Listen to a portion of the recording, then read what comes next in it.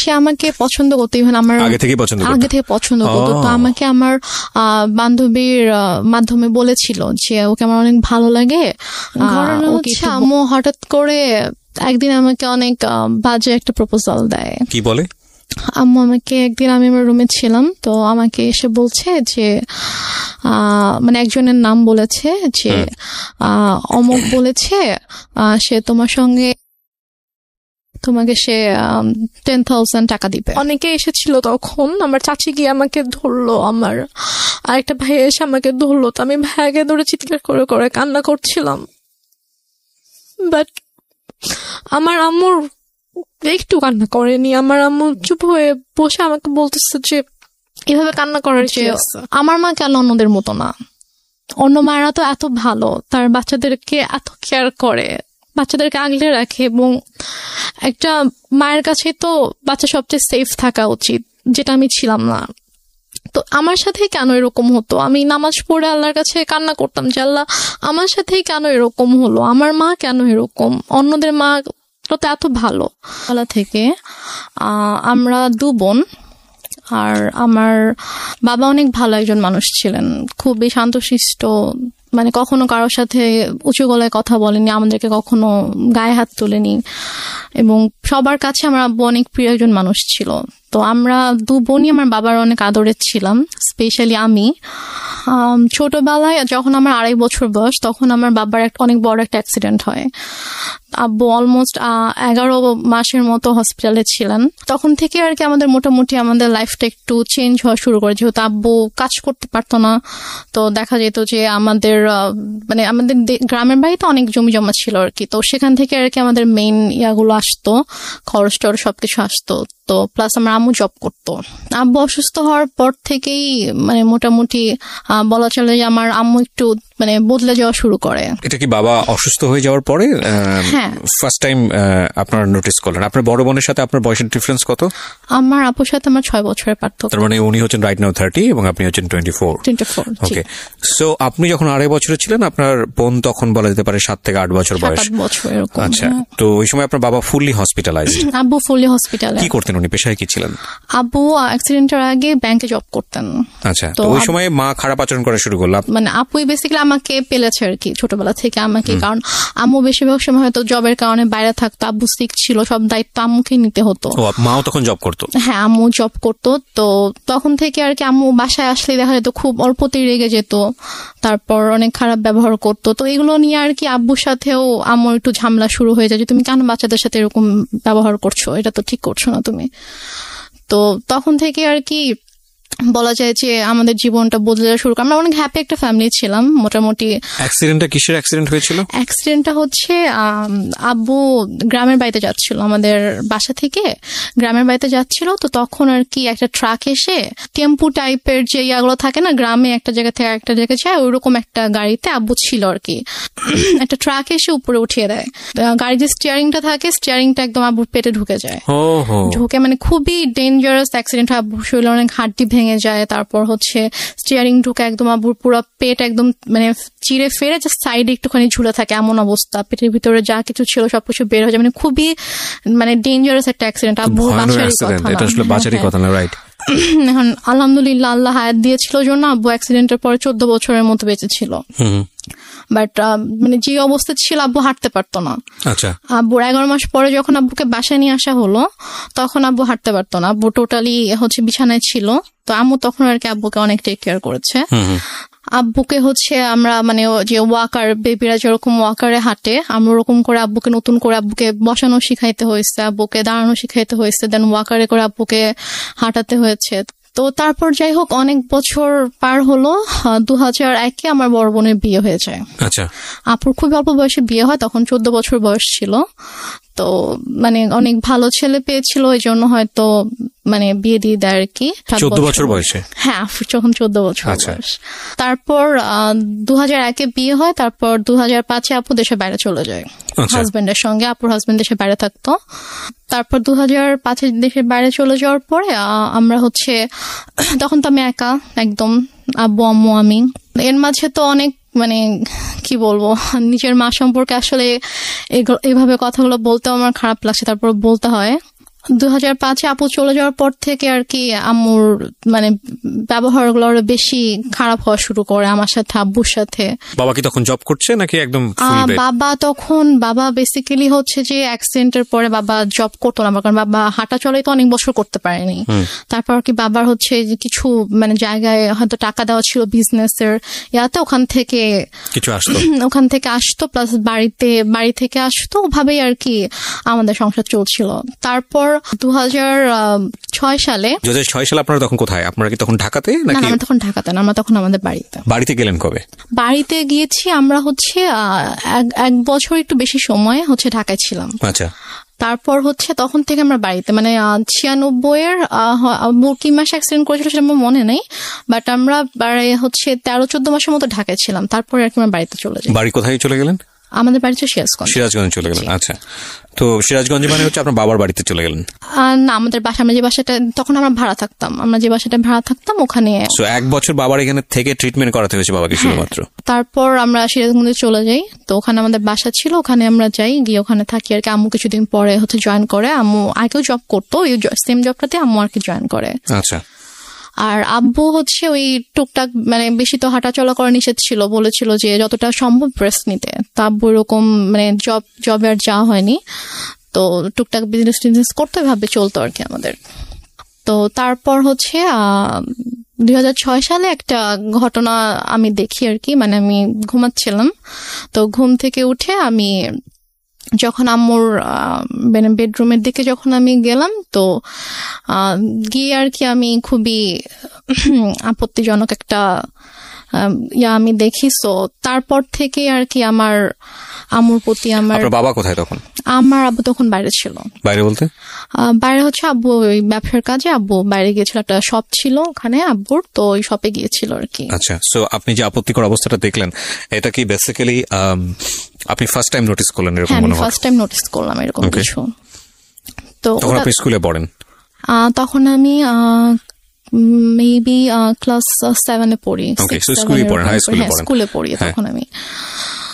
তো তারপর ওটা দেখার পর থেকে আম্মু তো প্রচন্ড ভয় পেতাম, মানে দেখা যেত যে আম্মু কিছু একটা বললে অথবা একটু জোরে কথা বললে আমি ভয় পেয়ে যেতাম, বুকের ভিতরে কাঁপুনি শুরু হয়ে যেত যে এখন কি হবে। তো তারপর ওই ঘটনাটার পর থেকে আমি জাস্ট রুমে ঢুকে যখন দেখেছি, সাথে সাথে আমি রুম থেকে বের হয়ে গিয়েছি আর কি, আমি আমার রুমে চলে গিয়েছি। তো তার কিছুক্ষণ পরে আম্মু এসেছে আমার রুমে, তো এসে আমাকে বলছে যে যা দেখেছো সেটা যেন বাবাকে না বলা হয়, যদি বলো তাহলে কিন্তু তোমার খবর আছে। আচ্ছা, মা আপনাকে সবসময় এই ধরনের শাসনই করতো? শাসনই করলো বিষয়টা নিয়ে? আচ্ছা, শাসনই করলো। তারপর আমি তো আমি আগে বলেছি যে আমি প্রচন্ড ভয় পেতাম আম্মুকে, তো আমি আর কিছু বলি না, বাবা আসার পরও কিছু বলি না। তো তারপর এভাবে চলছিল। এরপরও আরো কয়েকবার আমি এরকম ঘটনা আমার চোখের সামনে হয়েছে, কারণ ওই দিনে আমি দেখার পর থেকে আসলে আম্মুরও একটা ভয় কেটে যায় যে হ্যাঁ, আমি তো বাবাকে কিছু বলিনি, আমি কিছু বলবো না। তো আমার সামনে এরকম ঘটনা আরো অনেকবার হয়েছে, বাট আমি বাবাকে কিছু বলতে পারিনি আর কি। তো তারপরে গিয়ে আমরা 2007 সালে আমরা নিজেদের বাসা করি। তো সিরাজগঞ্জে, হ্যাঁ, নিজেদের বাসা করার পরে ওখানে আমরা শিফট হই। তো তারপর 2009 সালে হঠাৎ করে একদিন আমার আব্বুর প্রচন্ড 2009 সালের মে মাসে আব্বু হঠাৎ করে অসুস্থ হয়ে যায়। আচ্ছা, মে মাসে 26 তারিখ ছিল, 25 তারিখ রাত 8টার দিকে হঠাৎ করে, তখন প্রচন্ড ঝড় বৃষ্টির সময় ছিল, তো প্রচন্ড বাইরে বৃষ্টি হচ্ছিল, ডক্টরের কাছে যাবো সেরকম সিচুয়েশন ছিল না। তো হঠাৎ করেই 9টা থেকে প্রচন্ড ব্যথা শুরু হয়ে যায় আব্বুর। তো আমি ফোন করছিলাম হসপিটালে যে অ্যাম্বুলেন্স পাঠানো যাবে কিনা, তো ওরা বলতেছে আমাদের কাছে কোনো অ্যাম্বুলেন্স এখন নেই, কোথাও একটা অ্যাক্সিডেন্ট হয়েছিল তো ওখানে গিয়েছে সব অ্যাম্বুলেন্স আর কি। কোনো হসপিটালেই কোনো অ্যাম্বুলেন্স অ্যাভেলেবল ছিল না। তো এদিকে মানে আমার মা কিন্তু পাশের রুমে ছিল, কিন্তু তাকে আমি বারবার ডাকছি যে আব্বু প্রচন্ড খারাপ লাগছে, তুমি আসো, আমি তো কিছু বুঝতে পারছি না। আমি গিয়ে কি করব, আমার কি করার আছে। তো এভাবে আর কি রাত কেটে যায়। প্রায় যখন 2:30 বাজে তখন আব্বু বলে যে আমার একটু ভালো লাগতেছে, তো তুমি তোমার রুমে যাও, গিয়ে ঘুমিয়ে পড়ো, আমরা সকাল হোক তখন আমরা ডক্টরের কাছে গিয়ে আমরা দেখিয়ে আসবো, চিন্তা করো না। বাট আমি বুঝতে পারছিলাম যে আব্বু আসলে আমাকে এমনি বলছে, কারণ আমি খুব টেনশন করছি, আমি আব্বুর পাশে বসে আছি, ইভেন আমি কান্নাও করছিলাম। তো তারপর আব্বু বললো যে তুমি রুমে যাও, গিয়ে ঘুমাও, আমি সকালে তোমাকে ডেকে দিব, তারপর আমরা ডক্টরের কাছে যাব। মানে আমার আব্বু এত কষ্ট পাচ্ছিল, আমি বারবার আম্মুর কাছে গিয়ে রিকোয়েস্ট করছিলাম যে তুমি একটু আসো, তুমি একটু আব্বুকে দেখো, বাট আম্মু আসছিল না। তার আগে কি আপনার আব্বু আম্মুর মধ্যে কোনো ঝগড়া দেখেছেন? কোনো ঝগড়া হয়নি, কোনো ঝগড়া হয়নি। আমি তো আপনাকে প্রথমে বলেছি আমার আব্বু খুবই শান্ত একজন মানুষ ছিলেন। সে মানে কারোর সাথে কখনো কোনো ঝগড়া করতো না। লাইক আম্মু যদি কখনো রাগারাগিও করতো, চিল্লাফাল্লা করতো, আব্বু কিছু বলতো না, আব্বু চুপ হয়ে থাকতো। তারপর আমি আমার রুমে চলে যাই। তো হঠাৎ করে প্রায় 10-15 মিনিট পর আব্বু চিৎকার করে আমাকে ডাকে। তো আমি ছুটে আব্বুর রুমে যাই। তো রুমে যাওয়ার পরে দেখি যে আব্বু বলছে আমার খুব খারাপ লাগছে, তুমি আমাকে বারান্দায় নিয়ে যাও। আচ্ছা। তো আমি আব্বুর রুম থেকে আব্বুকে ধরে বারান্দায় নিয়ে আসি। তো আব্বু যখন থেকে ব্যথা শুরু হয় তখন থেকে আব্বু জাস্ট বুকে হাত দিয়ে রেখেছিল, যেখানে ব্যথা করছিল। আব্বু বসতে পারছিল না, শুতেও পারছিল না, আতশোয়া হয়েছিল বিছানায়। তুমি আব্বুকে ধরে বারান্দায় নিয়ে যাই। নিয়ে যাওয়ার পরে আব্বুকে চেয়ারে বসিয়ে দিই। তো তারপর আব্বু বমি করে দেয়। তো বমি হচ্ছিল, তো মানে তখন আমি কান্না করতে করতে আম্মুর কাছে যাই যে আম্মু আসো, আব্বু তো বমি করছে, মরে যাক, আমার কি, আমি পারবো না যেতে, আমাকে ডাকবা না। এটা আপনার মা বলে? আমার মা বলে। আচ্ছা। তখন আমি খুব কষ্ট পাই, কারণ মার্চে আমি বাবার খুব কাছে ছিলাম, বাবাকে প্রচন্ড ভালোবাসতাম। এখানে একটা বিষয় বলি প্রিয় শ্রোতা, আমি বারবারই বলছি, আজকে যে ধরনের ডিসক্লেমার আমরা দিয়েছি সেই ডিসক্লেমারের জায়গায় আমার আরো বেশ কয়েকটা কথা বলার আছে আজকের অনুষ্ঠানে। আজকেই ওর যে গল্পটা, সেই গল্পের পুরোটা জুড়েই থাকবে ওর মাকে নিয়ে বলা অনেক কষ্টজনক অনেক কথাবার্তা। আমাদের সমাজে কিংবা আমাদের পুরো পৃথিবীতে যদি বলি, মা হচ্ছেন এমন একটি ক্যারেক্টার, মা হচ্ছেন এমন একটি স্বর্গীয় গিফট সন্তানের জন্য, যেখানে কোনো লজিকই খাটে না।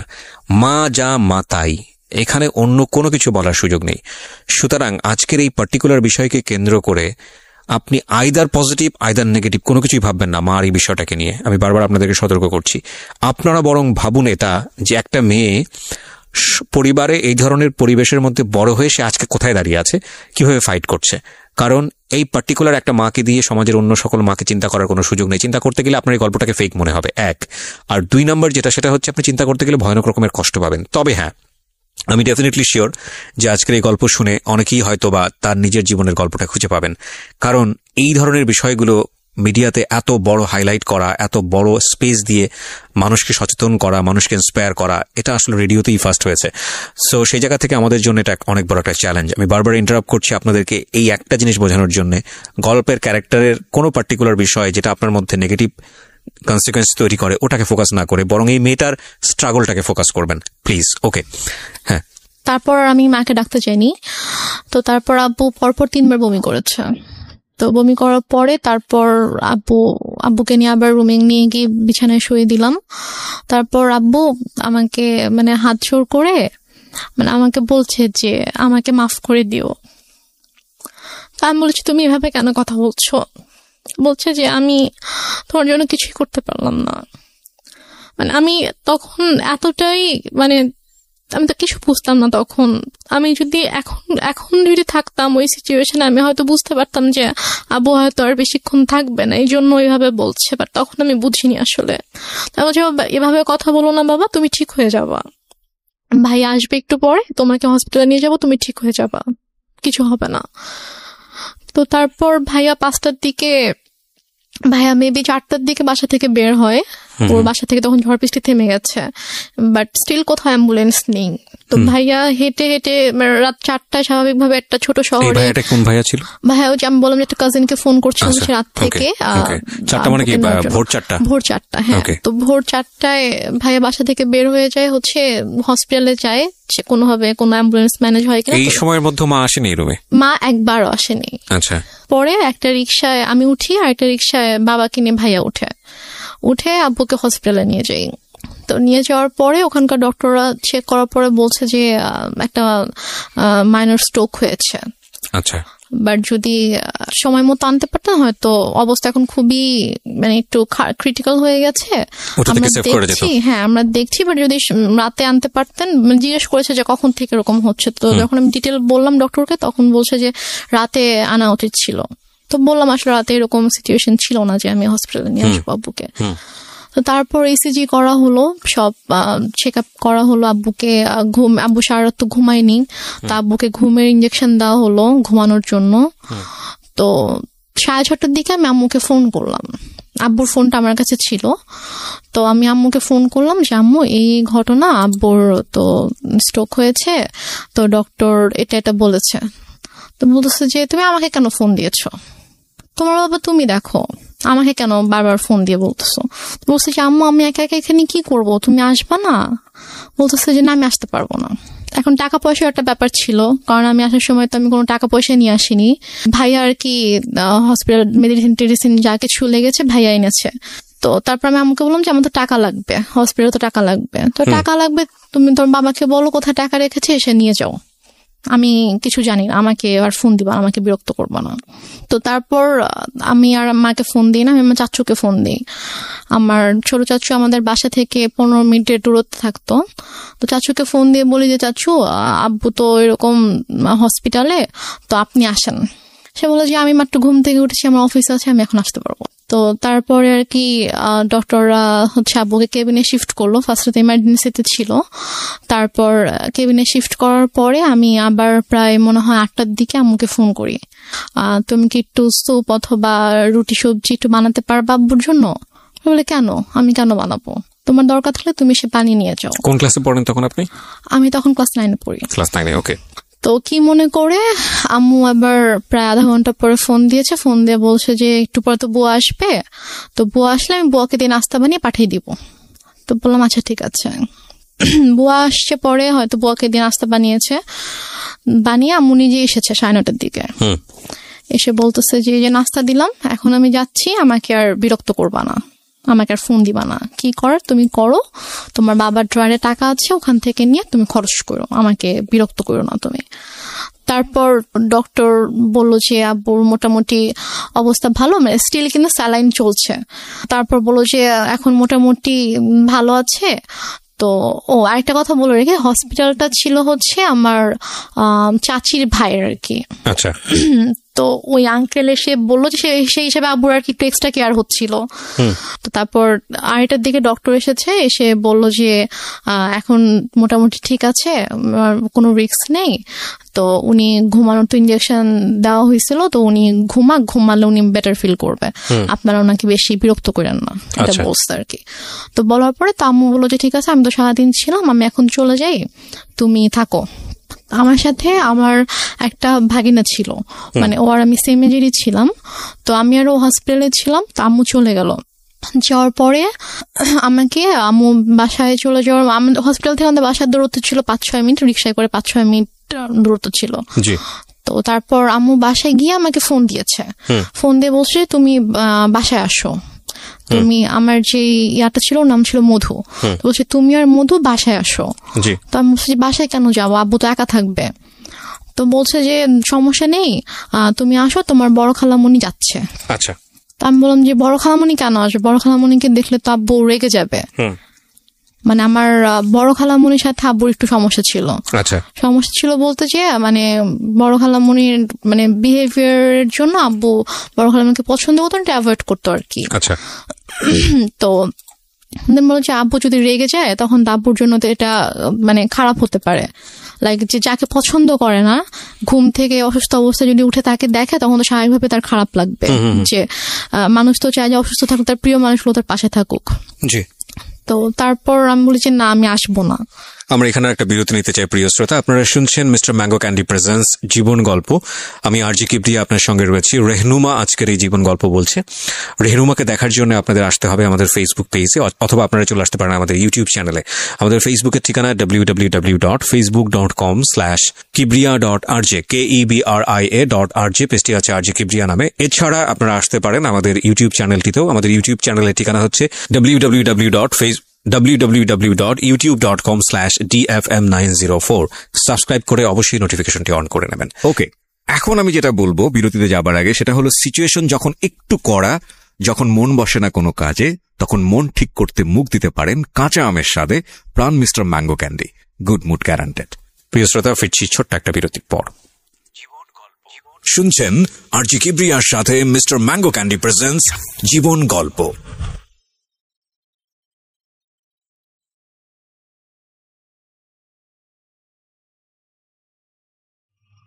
love,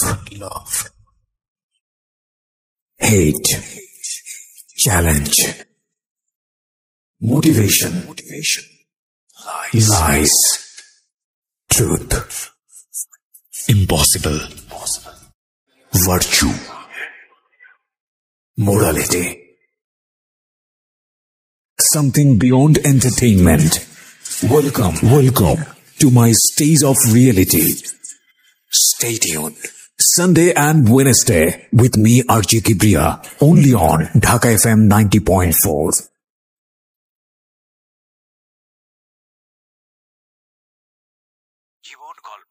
শুনছেন আরজি কিবরিয়ার সাথে মিস্টার ম্যাঙ্গো ক্যান্ডি প্রেজেন্টস জীবন গল্প।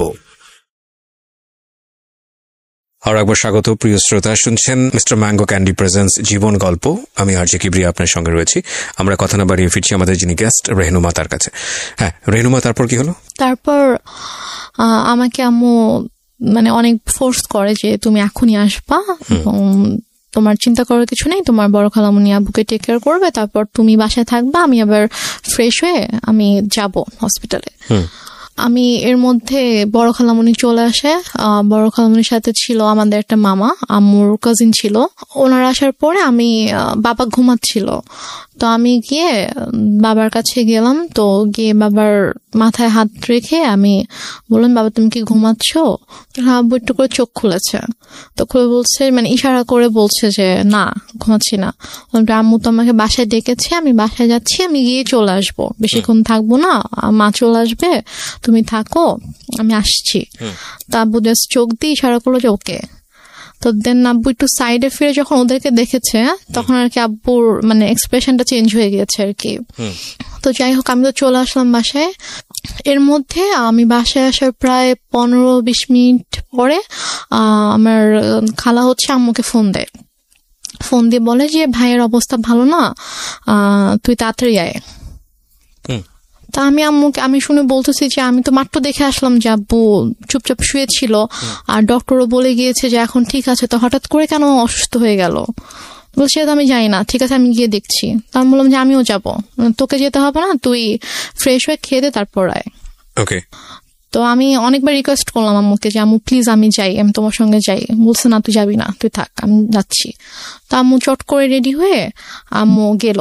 তো আম্মু মেবি 3:30টার দিকে হসপিটালে গিয়েছে। তো যাওয়ার পরে আমি ফোন দিচ্ছি, ফোন ধরছে না। আমি ফোন দিচ্ছিলাম যে কি হয়েছে, এখন কি অবস্থা, আব্বু ঠিক আছে কিনা। তো যাই হোক, আমি মাত্র খেতে বসেছিলাম আর কি। তো খেতে বসার সাথে সাথে আম্মু আমাকে ফোন দিয়েছে। ফোন দিয়ে বলছে যে ড্রয়ারে টাকা আছে, সবগুলো টাকা নিয়েই হসপিটালে। আমি বলছি কেন, আব্বুর কি অবস্থা এখন? বলছে হ্যাঁ তোর আব্বুকে ঢাকা নিতে হবে, অবস্থা ভালো না, অক্সিজেন দিয়ে রাখছে, তোর আব্বুকে ঢাকা নিতে হবে, তুই টাকাগুলো নিয়ে আয়, এখানকার তো বিল পে করতে হবে, ঢাকা গেলে টাকা লাগবে, তো তুই টাকাগুলো নিয়ে আয়। আমি আর খেতে পারলাম না। আমার এর মধ্যে আমার ভিতরে এত অস্থিরতা শুরু হয়েছে যে আমি কান্না শুরু করে দিয়েছি, যে আমার কেমন মানে প্রচন্ড খারাপ লাগছিল। তো তারপর আমি টাকা নিয়ে চট করে বের হলাম। তারপর আমি হসপিটালে আসার পরে দেখি যে আমার একজন চাচু হসপিটালের নিচে দাঁড়িয়ে আছে। আমি রিক্সা থেকে নামার সাথে সাথে চাচু আমার হাত ধরেছে, তো ধরে বলতেছে যে চল উপরে চল। আমি বললাম যে আব্বুর কি হয়েছে? তখন আমি আমার খুব খারাপ লাগছিল, যে আমার মানে মনে হচ্ছিল যে মেবি আব্বু নেই। তাই আমি বলছি সত্যি করে বল আব্বুর কি হয়েছে। তো আব্বুর কেবিন ছিল হচ্ছে 3 তলায়। তো দেন আমি গেলাম, তো চাচু পুরোটা সময় আমার হাত ধরে আছে। 3 তলাতে যাওয়ার পরে দেখেছি আব্বুর মানে কেবিনের দরজাটা খোলা, দরজার সামনে অনেক মানুষ। তো আমি গিয়ে চিল্লানো শুরু করছি যে হার্ট অ্যাটাক করেছে পেশেন্টের, হার্ট পেশেন্টের রুমের সামনে দরজা কেন খোলা থাকবে, এত মানুষ কেন এখানে হইচই করছে, আপনার সরেন এখান থেকে, আমার আব্বুর ডিস্টার্ব হবে। আমি এটা বলতে বলতে রুমে ঢুকে দেখি যে আমার মা খালা একটা বেডে বসে আছে, আর আমি দেখেছি আব্বু শুয়ে আছে। মানে আমি তখনও খেয়াল করিনি যে আব্বুর মাথার নিচে যে বালিশ নেই, অথবা আমি স্যালাইন ট্যালাইন মানে আমি কিছুই খেয়াল করিনি আর কি। আমার জাস্ট মনে হচ্ছে আব্বু নর্মালি শুয়ে আছে, কারণ ওইভাবে শোয়াই আমি দেখে গেছি আব্বুকে। তো আব্বুর মাথার কাছে হচ্ছে আমার চাচু বসে আছে, যে চাচুকে আমি সকালে ফোন দিয়েছিলাম, যিনি বলেছে অফিস আছে আমি আসতে পারবো না, উনি বসে আছে। চাচি এসেছে, উনি দাঁড়িয়ে আছে।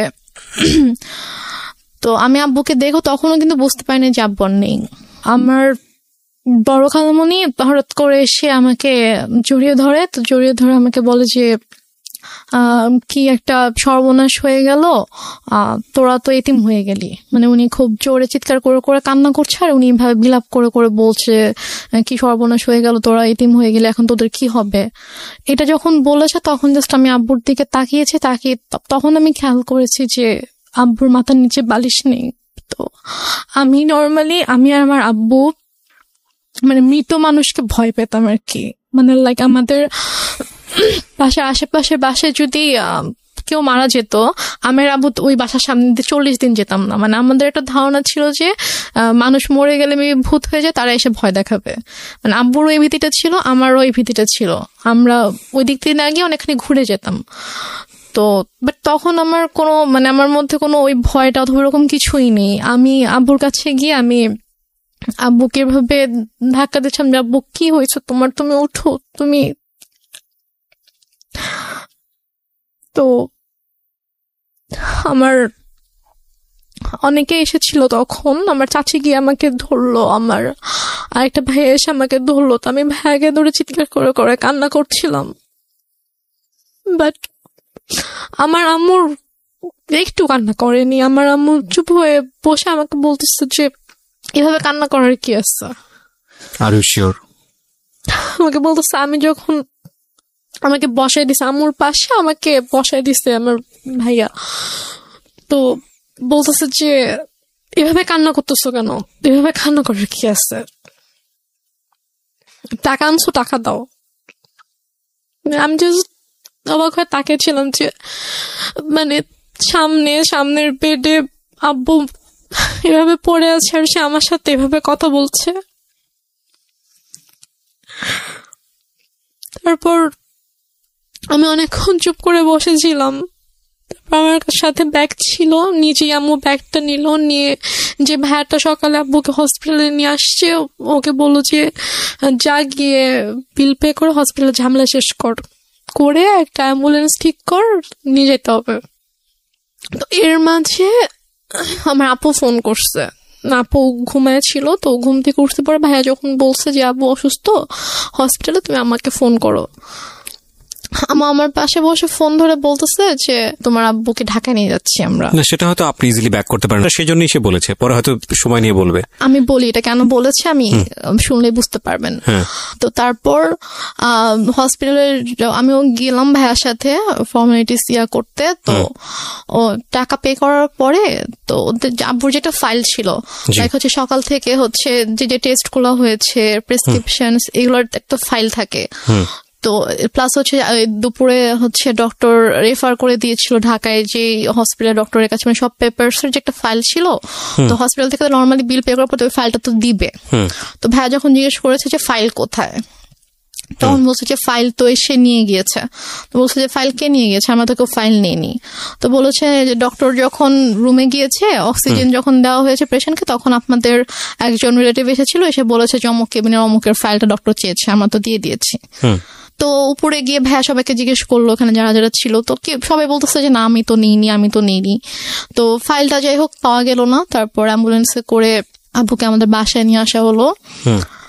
তো বাসায় নিয়ে আসার সাথে সাথে দেখি যে আম্মু ওদিকে ফোন টোন দিয়ে সব অ্যারেঞ্জমেন্ট করে ফেলেছে যে মানে যত তাড়াতাড়ি পসিবল মাটি দিতে হবে।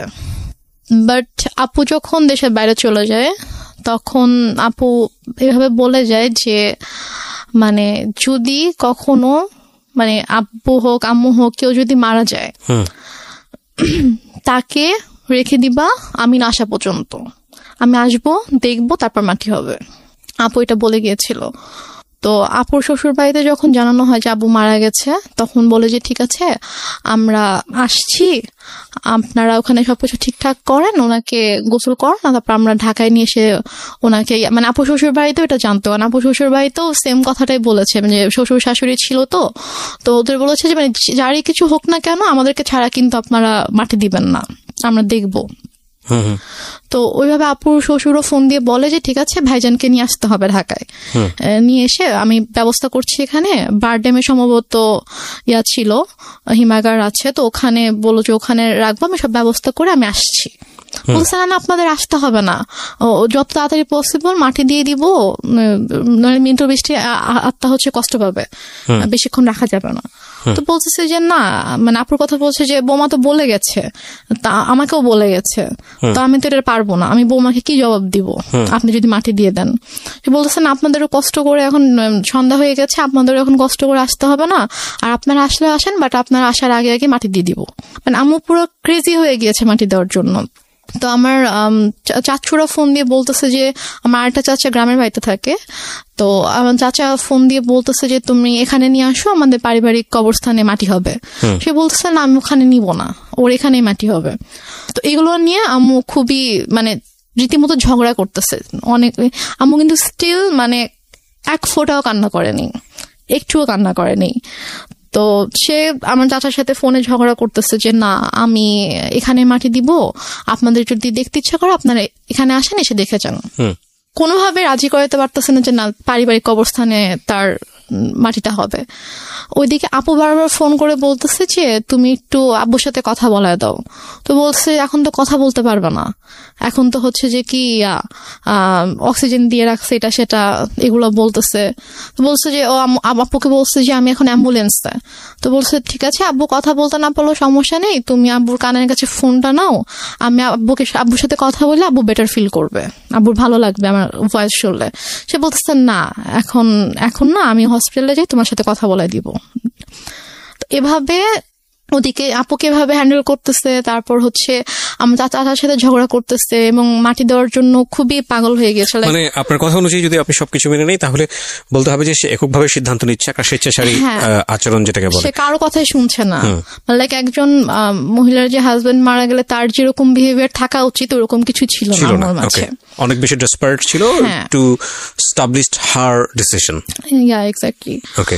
তো তারপর সবাই বুঝায় যে এরকম করার কিছু নেই, আপনি একটু শান্ত হন, যেহেতু তার বাবা মা ভাই সবার কবর ওখানে, সো ওনার ভাইরাও চাচ্ছে, ওনাদের কথাটা আপনাকে মানতে হবে। তো সবাই বুঝানোর পরে গিয়ে উনি আর কি বলে আচ্ছা ঠিক আছে। দেন আব্বুকে গোসল করানো হয়, করানোর পরে রাত 8টার দিকে সম্ভবত অথবা 8টার পরে আব্বুকে একটা ট্রাক নিয়ে আসা হয়। মানে আমাদের বাসা থেকে আমার দাদুর যে গ্রাম 1 ঘন্টার দূরত্ব ছিল আর কি। তো ওখানে তারপর আমরা যাওয়ার জন্য মাইক্রো ট্রাক সবকিছু অ্যারেঞ্জ করা হয়। তো আমি বলি যে আমি যাবো, বলেন তোমাকে যেতে হবে না, আমাকে বাসায় রাখে। আর বাসায় আমার ছোট খালামুনি ছিল, আরো কে ছিল, তো ওদের কাছে আমাকে রেখে যায়। রেখে আম্মু চলে যায় ওদের সাথে গ্রামের বাড়িতে মাটি দেওয়ার জন্য। আচ্ছা। মাটি দিয়ে রাতের 12:30 পৌনে 1টার দিকে চলে আসে, সবাই আবার ব্যাক করে আর কি।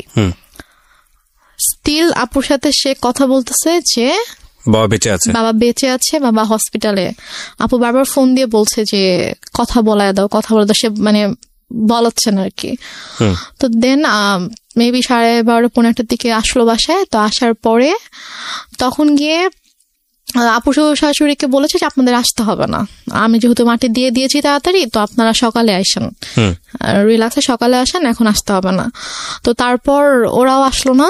তো তারপর আপুকে আমাদের সময় সকাল 5:30টার দিকে আপুকে ফোন দিয়েছে, ভাইয়াকে ফোন দিয়ে তো আপু কলেজে ছিল, ভাইয়া কেউ কিন্তু জানায়নি। তো 5:30টার দিকে ভাইয়াকে ফোন দিয়ে বলছে যে তোমার আব্বা তো মারা গেছে। তো বলছে যে মানে কি, আপনি তো একটু আগেও বলছেন, মানে রাতের বেলাও যখন কথা হয়েছে তখনও তো আপনি বলছেন যে আব্বা ঢাকায় হসপিটালে, এখন মারা গেছে, মানে আপনি কি বলতেছেন এগুলা? ভাইয়া বিশ্বাস করতে পারতেছে না। তো বলতেছে যে হ্যাঁ এরকম মারা গেছে, মাটি দিয়ে আসছি, ডিটেল বললো আর কি। তো তাহলে আপনি কেন বিকেল থেকে বলছেন যে আপনি আব্বুকে ঢাকায় নিয়ে আসতেছেন, এগুলা কেন বলছেন, মিথ্যা কথা কেন বলছেন? পরে বলে যে তারপর বলছে যে আপনাদেরকে তো বলা হয়েছে যে কেউ মারা গেলে রাখতে, আমরা দেখবো তারপর মাটি হবে, তো আপনি কেন মাটি দিয়ে দিলেন? ভাই আম্মুর সাথে এভাবে কথা বলতেছিল। তো বলতেছে যে আমার ইচ্ছা হয়েছে আমি দিচ্ছি। এটা আপনার মা বলছে? আমার মা বলছে যে আমার ইচ্ছা হয়েছে আমি দিচ্ছি, এখন তো কিছু করার নাই। আপুর কথা বলছে যে ওকে জানাও, ও কোথায়? তো বলছে ঠিক আছে, ওকে আপনার জানাইতে হবে না, আমি ওকে জানাচ্ছি, আমি আমার ওয়েতে ওকে জানাবো। তো তারপর আপু কলেজে ছিল। তো আপু কলেজ থেকে আসার পর এর মধ্যে বাসায় হচ্ছে আপুর কিছু ফ্রেন্ডকে ভাইয়া ডাকে, ওরা সবাই আসে। তো আপু বাসায় এসে দেখে আপুর ফ্রেন্ডরা বাসায়, ভাইয়া বাসায়। তো আপু বলে যে কি হয়েছে তোমরা হঠাৎ করে বাসায় না জানিয়ে? তো বলে আসলাম আর কি। তো ওরা অনেক খাবার টাবার রান্না করে আনছে, তো আনার পর আপুকে খাওয়াইছে। খাওয়ানো দাওয়ানোর পরে তারপর আপুকে বলছে যে এরকম আব্বু তো মারা গেছে। তখন আপু খুব শক, সে মানে কি আমাকে তো বলা হয়েছে যে আব্বু হসপিটাল, আব্বু ঢাকায়, তাহলে আম্মু কেন মিথ্যা কথা বলছে? দেন আপু আমাকে ফোন করে বলে যে তুমি কেন মিথ্যা বললা, যাই হোক অনেক কথা। আম্মু বলে যে এরকম মৃত মানুষকে রাখতে হয় না, কষ্ট পায়, এগুলো নিয়ে আর কি অনেক ইয়া হয়। বাট তখনও আমি বুঝতে পারিনি যে আসলে ব্যাপারটা কি হয়েছে। তো এর মাঝে কথা ওঠে আব্বুর ওই ফাইলটা নিয়ে। এটা নিয়ে যখন কথা ওঠে যে ওই ফাইলটা কোথায়, আমার বড় খালার ছেলে হচ্ছে ডাক্তার। তো ভাইয়া এসে বলে যে আমি রিপোর্টস গুলো দেখবো, আমার কাছে মনে হচ্ছে যে ডাক্তারদের কোনো একটা অবহেলার কারণে, তো ভুল কোনো কিছুর কারণে এরকম ভাবে খালু মারা গেছে, কিন্তু ফাইলটা মিসিং। হ্যাঁ, তো এই জন্য ওরা হসপিটাল থেকে ফাইলটা ধারণা ছিল যে ডক্টরদের কোনো অবহেলার কারণে হয়তো এরকম হয়েছে। তো তারপর এটা নিয়ে মোটামুটি ভালো একটা ভাইয়া হসপিটালে গিয়ে ইনকোয়ারি করে। তো ওরা সেম রিপ্লাই দেয় যে আমাদের কোনো ফল্ট নেই, কেউ নিয়ে গিয়েছে, আপনাদের রিলেটিভ এর মধ্যে থেকে কেউ ফাইলটা নিয়ে গিয়েছে। আচ্ছা, তারপর তো আম্মুর এই ব্যাপারটা নিয়ে আসলে কোনো ইয়া ছিল না, যে বলতেছে যে তোদের এত বাড়াবাড়ি কেন করতেছিস, কি দরকার, খামাখা মারা গেছে, আল্লাহর জিনিস আল্লাহ নিয়ে গেছে, তো কেন ওদেরকে দোষারোপ করে তো লাভ নেই, খামাখা ফাইল হারাইছে, ফাইল দিয়ে কি এখন কি হবে, ওই ফাইলের তো এখন কোনো দরকার নেই। তো তারপরও আর কি আমিও তখন ইয়া করি যে না আসলে এটা তো দরকার, ডক্টরদের কারণে হয়তো এরকম কিছু হয়েছে।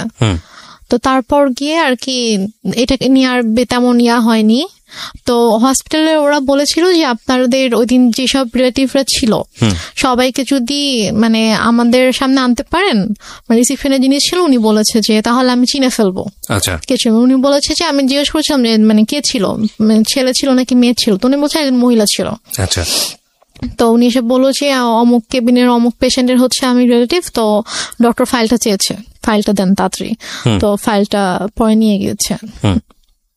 তো যাই হোক, তো তারপর এটা নিয়ে আর কোনো ইয়া হয়নি। আম্মুকে যখন বললাম যে চলো তাহলে আমরা সবাইকে নিয়ে যাই ওখানে যেদিন ছিল, বলছে যে না আমরাই তো ছিলাম, আমরা তো কেউ যাই নাই।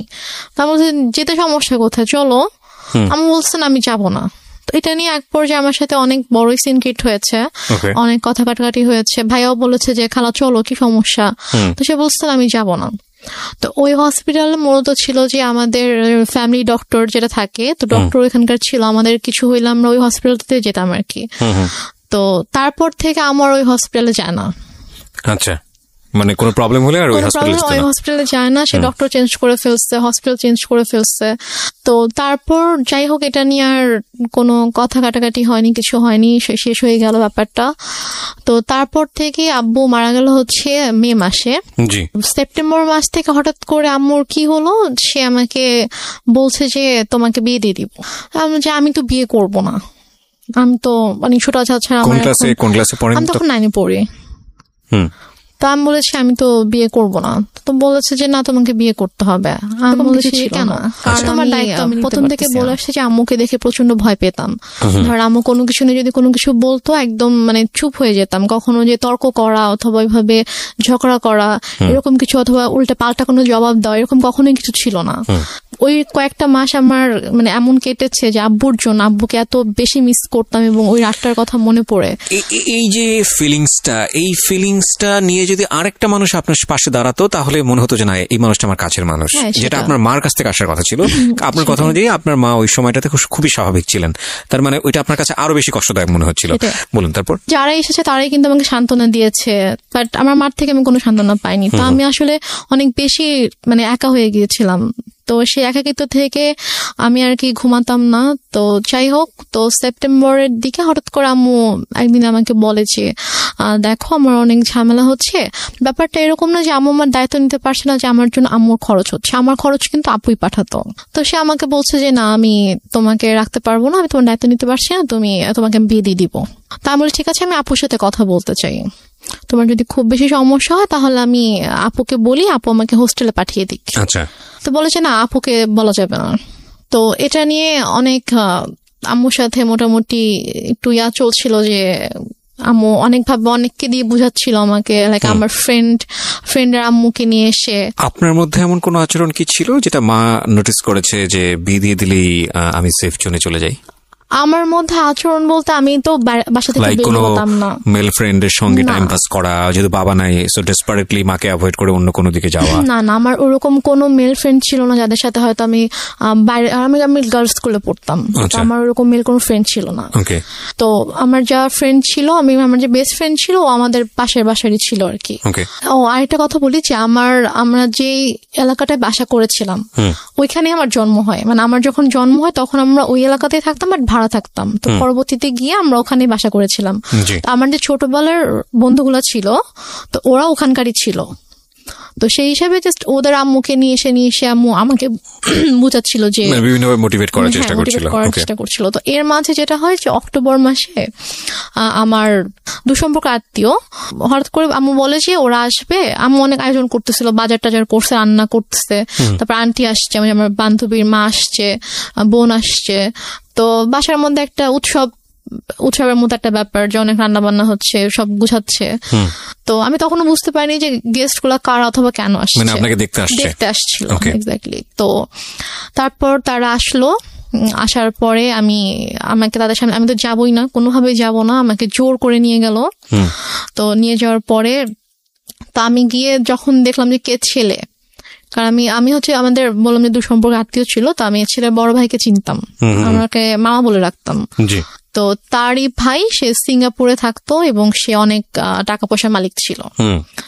এবং ছেলেটা মানে মানুষের সবাই আল্লাহর সৃষ্টি, কারো চেহারা নিয়ে খারাপ কথা বলতে চায় না, তো বলতেও হয় না। তারপর আমি জাস্ট বলছি যে ছেলেটা অনেকটা লম্বা ছিল, লাইক সে দেখতে এক কথায় যে সে জাস্ট নিগ্রোদের মতো ছিল, নিগ্রোদের যেরকম অনেক কালো হয়, যে ওরা দেখতে যেরকম হয় এক্স্যাক্টলি দেখতে ওরকম ছিল অনেকটা। তো আমি জাস্ট গেলাম, যাওয়ার পরে আমি যখন দেখলাম, তো দেখে আমি সাথে সাথে তো আমি রুম থেকে চলে আসছি। তারপর আম্মু আমার রুমে আসলো যে তুমি এরকম বেয়াদবের মতো উঠে কেন চলে আসলা? আমি বললাম যে আমি ওখানে কেন থাকবো, তুমি তো আমাকে জোর করে নিয়ে গিয়েছো, আর তুমি ছেলের অবস্থা দেখছো কিরকম। তো পরে বলতে বিষয়টা কিরকম, ছেলেটাকে পছন্দ হলে আপনি বিয়ে করে ফেলতেন? না, পছন্দ হলে যে বিয়ে করতাম সেটা না, আমি বলছি যে তোমার কি মানে এতটুকু মানে নেই যে তুমি এরকম একটা ছেলের সাথে আমাকে বিয়ে দেওয়ার জন্য নিয়ে আসছো, মানে তোমার রুচিবোধে কিভাবে এটা করলো যে তুমি এরকম একটা ছেলের সাথে আমাকে বিয়ে দিবা, এরকম একটা ছেলের সাথে তুমি আমাকে বিয়ে দিতে চাও। এই জন্য আর কি, ছেলেকে পছন্দ হলে যে আমি বিয়ে করতাম ব্যাপারটা এরকম না, কারণ বিয়ের কোনো চিন্তা ভাবনা আমার মাথায় ছিলই না। তো তারপর তো আমি ওখানে আর গেলাম না, ওদের সামনে আর গেলাম না, অনেক ফোর্স করলো। দেন ওরা বিকেলে চলে গেল। তো যাওয়ার পরে আমাকে ওই আমার আন্টি তারপর আম্মু সবাই মিলে বুঝাচ্ছে যে সোনার চামচ হচ্ছে বাঁকা হলেও ভালো, ছেলে না হয় দেখতে একটু খারাপ, বাট স্টাবলিশড একটা ছেলে, সিঙ্গাপুরে অনেক কিছু করেছে, তার অনেক টাকা পয়সা, তো সমস্যা কি? ছেলে বয়স অনেক বেশি ছিল, 40 আপ ছিল। আপনি তখন ক্লাস 9 এ পড়েন? তখন ক্লাস 9 এ পড়ি, মানে 14 থেকে 15 বছর বয়স সর্বোচ্চ। তো তারপর গিয়ে যাই হোক, এটা নিয়ে আমি বললাম যে আমি কোনোভাবেই বিয়ে করব না, আমাকে আপুর সাথে কথা বলতে দাও, আমি এখান থেকে চলে যাবো, আমি তোমার কাছে থাকবো না। তখন থেকে আম্মুর সাথে আমার একটু মানে আরো বেশি আর কি দৌড় সৃষ্টি হয়ে যায়, একটু ঝামেলা হতে থাকে যে কেন বিয়ে করবি না, বিয়ে নিয়ে আম্মু খুবই আর কি ফোর্স শুরু করে। তো এক পর্যায়ে যেটা হয় যে একদিন আম্মু মানে হাত কেটে ফেলে আর কি, মানে ছুরি দিয়ে হাত কেটে ফেলে বিয়ের ব্যাপারটা নিয়ে। হ্যাঁ, যে বিয়ে করবি না, এটা নিয়ে সিঙ্গেট করে তুই যদি বিয়ে না করিস আমি সুইসাইড করবো, আমি মারা যাবো। তা আম্মু হাত কেটে ফেলে। তো ওই দিন আর কি আমি খুব ভয় পেয়ে যাই, ভয় পেয়ে বলে আচ্ছা ঠিক আছে আমি বিয়ে করব। তো তারপর আম্মু আবার ছেলে দেখতে শুরু করে। তো এর মাঝে আমার একটা বান্ধবীর হচ্ছে কাজিন, তো তার সাথে আমার দেখা হয়েছিল। তো সে আমাকে পছন্দ করতো, তো সে আমাকে বলেছিল, আমার বান্ধবীর মাধ্যমে সে আমাকে বলেছিল। তো তার বাট আমি ওরকম কিছুতে যাইনি। তো সে শুনতে পায় আমার বান্ধবীর কাছ থেকে যে আমার বিয়ে নিয়ে কথা হচ্ছে। তো সে আর কি আমার বাসায় প্রপোজাল পাঠায়, আম্মুর কাছে প্রপোজাল নিয়ে আসে তার ফ্যামিলির মাধ্যমে। তো তারপর আম্মু বলে যে এই ছেলেকে বিয়ে করবি, এই ছেলেকে বিয়ে কর, সবকিছু তো ঠিকঠাক আছে, ছেলে দেখতে শুনতেও ভালো আছে, সবকিছু ঠিক আছে, এই ছেলেকে বিয়ে কর, এটা নিয়ে ঝামেলা করিস না। আমি বলি আচ্ছা ঠিক আছে। তারপর ওই ছেলেটার সাথে আমার 2009 সালের নভেম্বর মাসে বিয়ে হয়। মানে এই ছেলেটা অ্যারেঞ্জ ম্যারেজই ছিল? অ্যারেঞ্জ ম্যারেজই ছিল। কি করতো ছেলেটা তখন হচ্ছে মানে ওদের ফ্যামিলি বিজনেস ছিল। এমনি এডুকেশন ওই সময়টা তোর? ও বিবিএ কমপ্লিট করেছিল। ওকে, আপনি ক্লাস 9 পড়েন? হ্যাঁ। ছেলেটাই বা আপনাকে বিয়ে করলো কেন, রাজি হলো কেন? I don't know. সে আমাকে পছন্দ করতো, ইভেন আমার আগে থেকে পছন্দ করতো। তো আমাকে আমার বান্ধবীর মাধ্যমে বলেছিল যে ওকে আমার অনেক ভালো লাগে।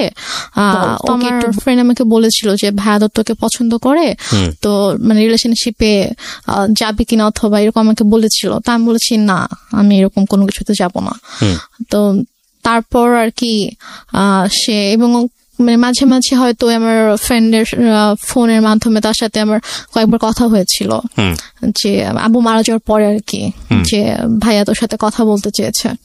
তো তারপর কথা হয়েছে, তো সে আমাকে অনেক পছন্দ করতো। আমারও ভালো লাগতো, আমারও যে ভালো লাগতো না সেটা না, কিন্তু আমি আসলে এরকম ভাবে কোনো রিলেশনে যাওয়ানোর মতো অবস্থা ছিলাম না আর কি। তো যাই হোক, নভেম্বরের 28 তারিখে আমার বিয়ে হয়ে যায়। তারপর আমি ঢাকায় চলে আসি, ওরা সবাই ঢাকায় থাকতো। হাজবেন্ডের নাম কি ছিল? ওর নাম ছিল শাহেদ। তো তারপরে আমরা ঢাকায় চলে আসার পরে আর কি, আমি ওদের ফ্যামিলি সবাই ছোট ছিলাম। মানে হচ্ছে ওর যে বড় বোনের, ওরা 3 ভাই 2 বোন ছিল, তো ওর বড় বোনের যে মেয়ে ও আমার বড় ছিল। মানে আমাদের বাসা সবার ছোট, সেই হিসেবে আমাকে সবাই খুব আদর করতো। তো ওরা মোটামুটি জয়েন্ট ফ্যামিলি ছিল, মানে বাবা মা, ওর বড় ভাই ভাবি, তাদের বেবি প্লাস ও আমি, আমরা। তো ফার্স্টে আমি ও বাসায় আসার পরে ওর ভাই যেটা করে যে ওর মা একটু অন্যরকম ছিল। মানে ফার্স্টে সে আমাকে ওইভাবে অ্যাকসেপ্ট করতে পারেনি যে ছেলের পছন্দে বিয়ে করেছে, মানে ছেলে মানে উনি আর কি বিয়ের একটু বিপক্ষে ছিল, যে উনি চায়নি যে ও আমাকে বিয়ে করুক, যে তুমি এমনি হুটহাট করে একটা মেয়েকে কিভাবে বিয়ে করতে চাও, তুমি বিয়ে করো না। তো বারো বলেছেন আমি বিয়ে করবো, আমার মেয়েটাকে ভালো লাগে, আমি বিয়ে করবো। তো এই জন্য আর কি উনি একটু আমার সাথে একটু অন্যরকম ছিল। তো তারপর যেটা হয় সেটা হচ্ছে যে ওর সবার ডিসিশন অনুযায়ী যে তোমরা কিছুদিন আলাদা থাকো, আলাদা থাকার পরে মাঝে মাঝে আম্মুর সাথে ওর দেখা হোক, ওর সম্পর্কটা একটু ইজি হোক, তারপরে তোমরা এসো। বাট প্রথমে যদি দেখো তোমরা এখানে কন্টিনিউয়াসলি থাকতে থাকো, তখন দেখা যাবে যে হয়তো আম্মা ওকে এখন একটু নিতে পারতেছে না ভাবে মেন্টালি, তো ওর সাথে হয়তো কোনো একটা মিসবিহেভ করে ফেললো, সেটা হয়তো খারাপ হবে। তো তোমরা আলাদা থাকো, তারপরে মাঝে মাঝে আসবা, আমরা যাব, তারপর ঠিক হয়ে গেলে তখন চলে এসো এখানে। তো ওদের বাসা থেকে 2-3টা রোড পরে আর কি আমাদের জন্য একটা বাসা ঠিক করে। তো সে বাসাটায় আমরা ওখানে 2 মাসের মতো ছিলাম, প্রায় 2 মাসের মতো ছিলাম। তো এর মাঝে ওর আব্বু অনেকবার এসেছে আমাদের বাসায়, তারপর আমরাও যেতাম ওখানে। তো দেখা যায় ওনার সাথে আমি শপিং এ যেতাম, আম্মুর সাথে, শাশুড়ি মায়ের সাথে। তো ওনার সাথে আমার মোটামুটি ভালো একটা সম্পর্ক হয়ে যায় আর কি।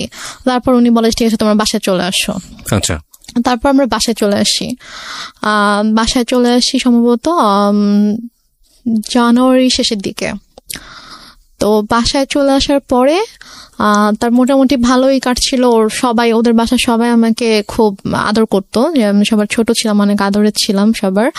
তারপর এর মাঝে যেটা হয় সেটা হচ্ছে যে আম্মু হঠাৎ করে প্রবলেম ক্রিয়েট করতে থাকে।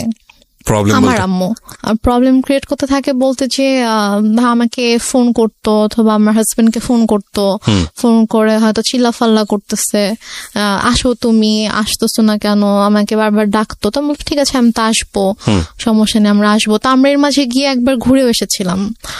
তো সিরাজগঞ্জ থেকে ঘুরে এসেছিলাম। তো তারপরে সে হঠাৎ করে একদিন বলতেছে যে তুমি একবারে চলে আসো। বলছে আমি একবারে কেন চলে আসবো? বলতেছে যে না, এই ছেলের সাথে তোমার থাকতে হবে না। আমি বলছি যে মানে কি, আমি এই ছেলের সাথে কেন থাকবো না, কি হয়েছে?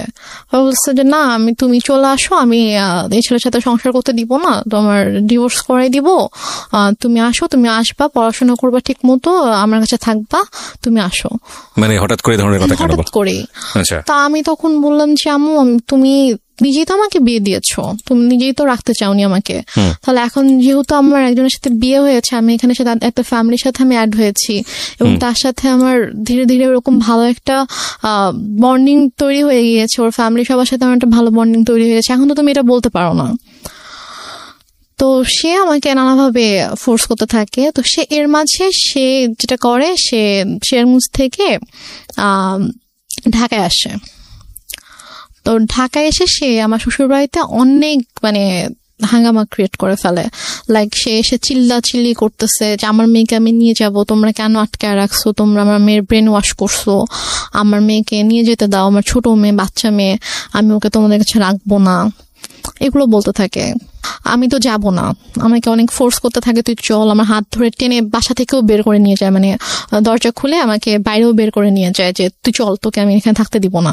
তারপর গিয়ে আমার শাশুড়ি, তারপর আমার যা, ওরা গিয়ে আর কি আমাকে নিয়ে আসে যে আন্টি এরকম করেন না, আর বসেন শান্তভাবে আমরা কথা বলি। তো সে কোনোভাবে শান্ত হয় না, সে জাস্ট একটাই কথা, আমার মেয়েকে আমি রাখবো না। তারপর সে বলে যে না, আমরা তো ওকে যেতে দিব না। তো সে অনেক তর্কাতর্কির পরে সে রাগ করে বাসা থেকে বের হয়ে যায়। বেরোর সময় বলে যায় যে এনি হাও আমি আমার মেয়েকে নিয়ে যাব। দেখো একটা কথা বলি রেহনুমা, আমি তুমি করে বলে ফেললাম কারণ তুমি আমার বয়সে অনেক জুনিয়র হবা। একটা যেটা হচ্ছে যে গল্প না বিশ্বাস করার জন্য একটা মজবুত ভিত্তির প্রয়োজন হয়। একটা হচ্ছে যে তোমার মা নিজেই ইন্সপায়ার হয়ে বিয়ে দিচ্ছে। বিয়ের কয় মাসের পরের এই ঘটনা? বিয়ের হচ্ছে 3 মাস পর।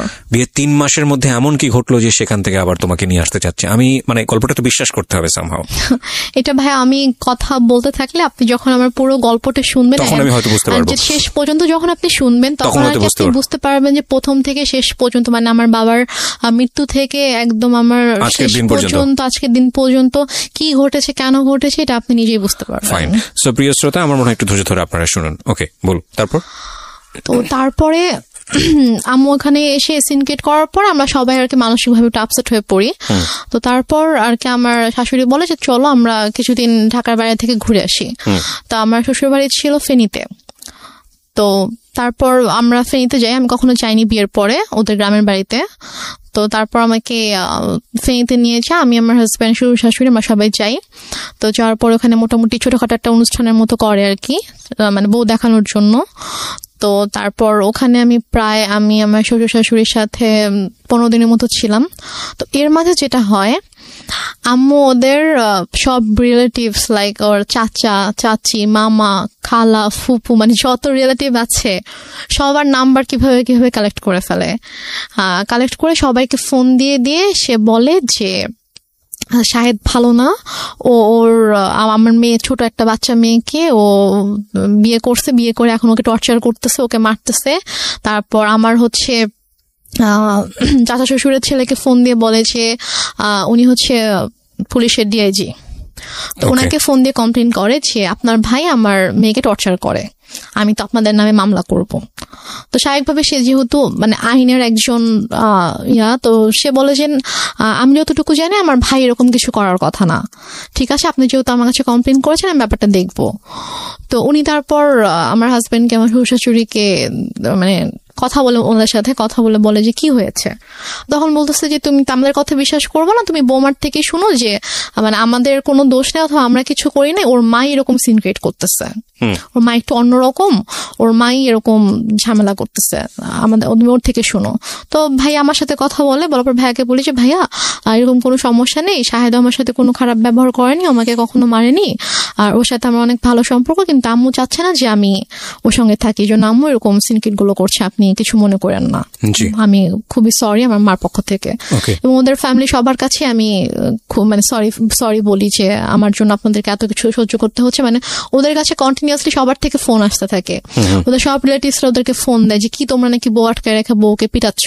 তো সে যেটা করে যে ওদের মানে বাসার যে থানা ছিল ওই থানায় ফোন করে, থানার ওসিকে ফোন করে, ফোন দিয়ে বলে যে অমুক মানে অ্যাড্রেস বলে যে অমুক বাসার মধ্যে আমার মেয়েকে আটকে রাখছে, আমার মেয়েকে আমার কাছে আসতে দিচ্ছে না, আমার মেয়ে অনেক কান্নাকাটি করতেছে আমাকে ফোন দিয়ে, আপনারা প্লিজ ওখানে যান, গিয়ে আমার মেয়েকে আমার কাছে পাঠিয়ে দেন।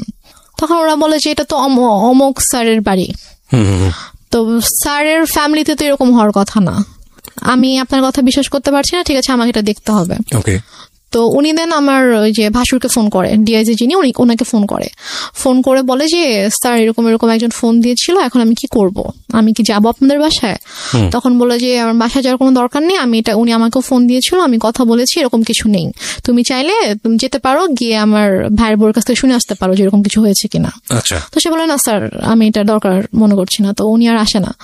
তো তারপর গিয়ে তো ওই ভাইয়া যখন জানায় আমার হাজবেন্ডকে, তখন ও বলে যে অনেক হয়েছে, মান সম্মান নষ্টের একটা লিমিট থাকে, ফ্যামিলি সবার সামনে তো করেছিল, এখন এখানেও করছে। তুমি একটা কাজ করো, যেহেতু মা যেহেতু এত করে চাচ্ছে তুমি ওনার কাছে গিয়ে থাকো, তুমি যাও, তুমি গিয়ে তার কাছে গিয়ে একটু বোঝা বলো যেরকম কেন করতেছে, তুমি কিছুদিন তার কাছে থাকো, থাকলে হয়তো তার ভালো লাগবে। আচ্ছা, এটা বলে সে? হ্যাঁ, এটা বলে। তো বলে সে, ও ঢাকায় ছিল, আমি ফেনীতে ছিলাম, তো ঢাকা থেকে ফেনীতে আসে, এসে আমাকে ঢাকায় নিয়ে দেন একদিন পরে আমাকে সিরাজগঞ্জে দিয়ে আসে।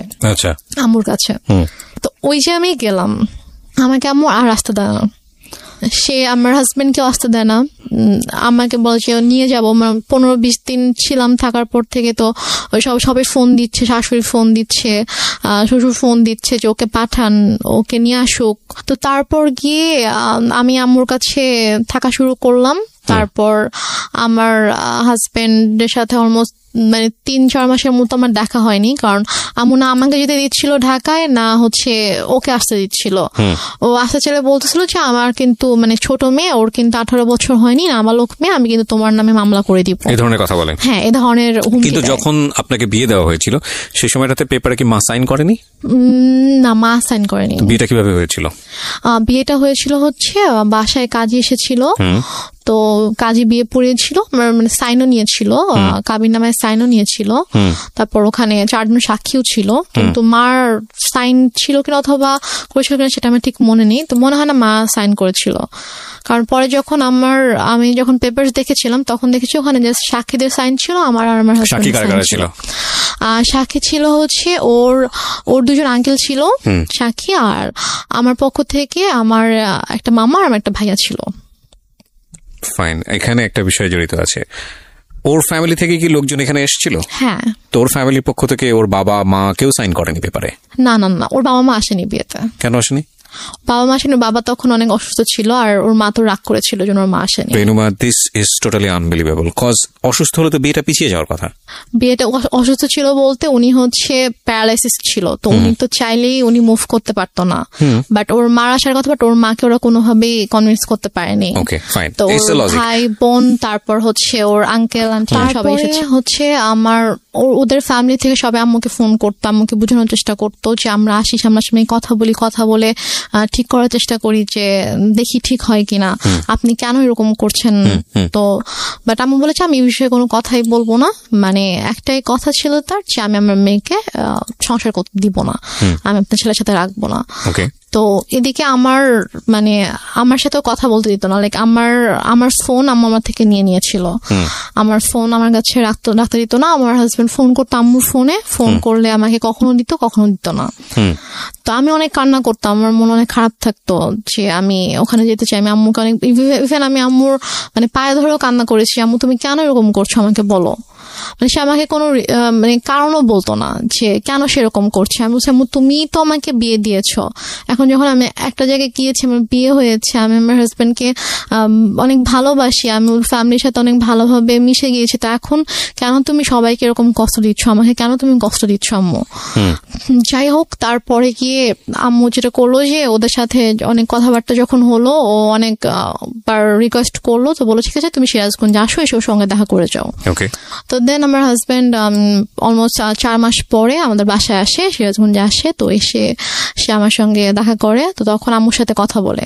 ও আর আমি দুজনই আম্মুর কাছে গিয়ে আম্মুর পায়ের কাছে বসে আম্মুকে বলি যে ও বলে যে আম্মু আপনি কেন এরকম করতেছেন, বলেন আপনি আমি কি কোনো দোষ করেছি অথবা আমার কোনো ভুল হয়েছে যে আপনি কেন ওকে আমার থেকে দূরে রাখতেছেন, আপনি কেন এরকম করতেছেন। আম্মু বলেছে না আমি কোনো কথা শুনবো না, আমি তখন ভুল করছি, আমার বাচ্চা মেয়েকে বিয়ে দিছি, এখন আমি বুঝতেছি যে আমার ছোট একটা মেয়েকে এভাবে এত কম বয়সে বিয়ে দেওয়া উচিত হয়নি। এখন আমি চাই সে পড়াশোনা করবে, পড়াশোনা শেষ করবে, করে এস্টাবলিশড হবে, দেন সে চাইলে তার পছন্দ অনুযায়ী কাউকে বিয়ে করবে, কিন্তু আমি যেটা ভুল করেছি আমার সেই ভুলটা শুধরাতে হবে। সে ওর সাথে সায়দার সাথে অনেক রুড বিহেভ করে। আপনি কি করেন ওই সময়টাতে? আমি জাস্ট তখন আমি ওকে নিয়ে আমার রুমে চলে আসি, এসে বলি যে তুমি এখান থেকে চলে যাও, এভাবে অপমানিত হওয়ার কোনো মানে হয় না, তুমি চলে যাও, তোমার আশা লাগবে, আমি যদি আম্মুকে বুঝাতে পারি আমি চলে আসবো। আপনাদের আর কোনো আত্মীয়স্বজন ছিল না আশেপাশে যারা আপনাদেরকে বিয়ে দিয়েছে, তারা কোনো স্টেপ নিচ্ছিল না? কেউ তো কিছু জানতো না, আর আপুর সাথে তো আমার টোটালি কথাবার্তা ওরকম কথা হতো না, কারণ আপুকে আম্মু বলেছিল যে আম্মু আমাকে বিয়ে দেয়নি, আমি নিজের ইচ্ছে বিয়ে করেছি। আমি পালিয়ে গিয়েছিলাম, সেখান থেকে আম্মু আমাকে নিয়ে এসে আমাকে বিয়ে দিয়েছে। ওই জন্য আপু রাগ করে আমার সাথে কথা বলতো না আর কি। আর আমি যে তারপরও যে আমি কারো কাছে হেল্প চাইবো অথবা ফোন করবো, ওয়েট আমার ছিল না। আমি যে কোথাও একা একা বাসা থেকে বের হয়ে আমি যে কারো কাছে একটা যাবো, গিয়ে যে আমি খুলে বলবো ঘটনা, অথবা আমি যে বাসা থেকে পালিয়ে চলে যাব ঢাকায়, ওইরকম তখন হয়তো আমি অনেক ছোট ছিলাম, ওইরকম কোনো সাহস আমার ছিল না, অথবা আমি যে যাবো আমার সিচুয়েশন ছিল। বেসিক্যালি যে আমার হাজবেন্ড কিছু করেনি, সেটা হচ্ছে যে ওরা খুব ভালোভাবে বুঝে গিয়েছিল যে আম্মুর সাথে যদি ওরা লাগতে যায়, ঝামেলা করতে যায়, তাহলে ওরা অনেক ভালোভাবে ঝামেলায় পড়বে, কারণ আম্মুদেরকে ভালোভাবে পেঁচাবে, ঝামেলায় ফেলবে। তো সবকিছু মিলিয়ে ঝামেলা প্লাস মান সম্মানের জন্য আর কি ওরা আম্মুর সাথে খুব বেশি সিন, অথবা আমাকে এসে যে জোর করে নিয়ে যাবে এরকম কিছু ওরা আম্মুর সাথে করতো না, কারণ করলে এটা হয়তো ব্যাড একটা ইফেক্ট পড়তো ওদের উপরে। তো এই কারণে আর কি ওরা করতো না। তো তারপরে গিয়ে যেটা হয় সেটা হচ্ছে যে আম্মু ওকে ভাবে বলে যে ঠিক আছে, আম্মু যখন দেখছে যে না ওরা বারবার ট্রাই করছে, যে নেওয়ার জন্য ট্রাই করছে আমাকে, তো তখন আম্মু ওকে একটা শর্ত দেয়, আমার হাজব্যান্ডকে একটা শর্ত দেয়, এবং আমার আম্মু জানে যে এই শর্তটা কখনোই ও মানবে না। শর্তটা ছিল হচ্ছে যে ও বলে যে তুমি যদি রেনুমাকে নিয়ে থাকতে চাও তাহলে তোমাকে আলাদা থাকতে হবে, তোমার ফ্যামিলি থেকে। হ্যাঁ, তোমার ফ্যামিলি থেকে আলাদা থাকতে হবে, তুমি ওকে নিয়ে তুমি আলাদা একটা বাসা নিবা, তুমি তোমার আব্বু আম্মু তোমার ফ্যামিলির সাথে থাকবা না, এবং তোমার আব্বু আম্মু কখনো তোমার বাসায় আসবে না। আমি বলছি যে এটা কেমন কথা? তো বলে যে আপনি যদি ওকে নাও দেন, তারপর আমি কখনো বাবা মাকে ছেড়ে আমি আলাদা বাসায় যাবো না, কারণ আমার বাবা মা আমার কাছে অবশ্যই আগে। আর প্লাস ঠিক আছে, আপনি তো ওকে এখন আটকাচ্ছেন এটা বলে যে হ্যাঁ ওর তো এখন বয়স হয়নি, ওর ছোট, আপনি মামলা করতে পারবেন, বাট ও যখন ম্যাচিওর হবে, ওর যখন বয়স হবে, তখন তোকে আপনি আটকাতে পারবেন না। এবং আমি জানি যে আমি যেরকম ওকে ভালোবাসি, ও আমাকে ভালোবাসে, এবং আশা করি যে ইনশাল্লাহ যখন সময় হবে তখন আমি আমার ওয়াইফকে আপনার থেকে নিয়ে আসবো, বাট আমি আমার বাবা মাকে ছেড়ে থাকতে পারবো না, এটা আমি করতে পারবো না। তারপর যেটা হয় যে ওর সাথে আমার তো কাছে তো ফোন ছিল না, ওর সাথে যোগাযোগের একমাত্র ওয়ে ছিল আম্মুর ফোন। তো আম্মু ওর কাছ থেকে ফোনটা নিয়ে ওকে ফোন করার জন্য অনেক রিকোয়েস্ট করতে হতো, অনেকবার ফোন দেওয়ার পরে হয়তো আম্মু আমাকে ফোন দিত। তো এইভাবে আর কি যোগাযোগ ছিল। তো এক পর্যায়ে যেটা হয় যে ও মাসে হয়তো একবার আসতো, দুবার আসতো, এসে আমার সাথে দেখা করে জাস্ট চলে যেত ঢাকায়। তারপর আম্মু একবার হচ্ছে ওই ঈদের সময় ওর আপু আম্মু সবাই ফোন করে যে ওকে একটু পাঠান, আমরা সবাই একসাথে গ্রামের বাড়িতে গিয়ে ঈদ করবো, তো ও না থাকলে কেমন হবে, ওকে একটু পাঠান। তো আম্মু কোনোভাবে পাঠাতে চায় না, বাট ওরা যখন সবাই ফোন দিয়ে অনেক রিকোয়েস্ট করে, তো তারপরে গিয়ে আম্মু বলে ঠিক আছে ওকে নিয়ে যাও। তো তারপর আমি যাই, তো ওদের সাথে একটা ঈদ করেছিলাম। তো ঈদ করে ঈদের 2 দিন পরে আর কি আমি আবার চলে আসি।